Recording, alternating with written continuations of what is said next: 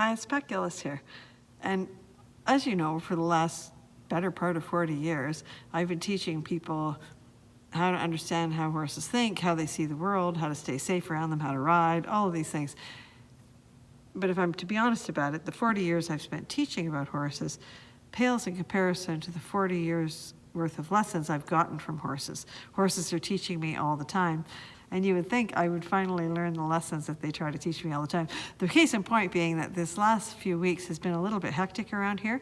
Like, we were very concerned, because I was fretting about the fact that we didn't have all our hay in off the fields yet, and I was worried it was going to rain. I was worried it wasn't going to get hot enough. I fretted about whether the guy was going to show up in time. And then we had a horse show coming up that we were taking the horses off property, and we haven't had the horses off property for quite a while. So I fretted about how they would trailer there. I fretted about how the kids might manage, and I found myself fretting a lot without even sort of being conscious of it. There's just sort of this underlying tension all the time. Well, 2 weeks has gone by, and all the hay is in the hayloft. Everything went perfectly fine. We got a nice stretch of sunny weather. We got the hay in.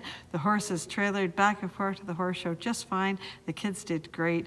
It was their first show. It was a little eventful, but everything went really well. And I thought to myself, what was the point of all that fretting? It made absolutely no sense. And I thought to myself, this is a lesson that my horses are always trying to teach me.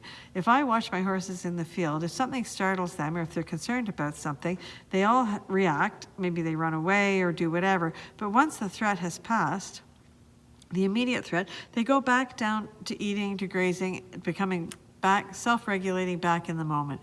And I thought, that's what I really need to do. I remember once I read this funny story, and the guy was saying that if you really want to worry, then what you should do is set aside 15 minutes every day, set a timer, and worry to your heart's content. Worry, worry, worry. Worry about everything you think of. Just worry to your heart's content. But once that timer goes off and your 15 minutes is done, you're done worrying for the day. And you can't worry again until the next time that you set the timer for 15 minutes. But I thought that was pretty funny. Generally speaking, though, what I think one of the best gifts that you can ever get from horses is how present they are and how much they live very much in the moment. And that worrying and fretting that I can do sometimes when there's nothing I can do to change anything, it's just a matter of waiting it out and seeing how it all works out. So that's the great lesson that my horses are always trying to teach me, that to live in the moment, to not fret about things that you can't do anything about, and to just sort of calm down all the time and just see how things work out. All my life, things always work out really well, so I don't know why I can get myself into these states about things. But at any rate, that's one of the great lessons that horses teach me, and I am very appreciative of it.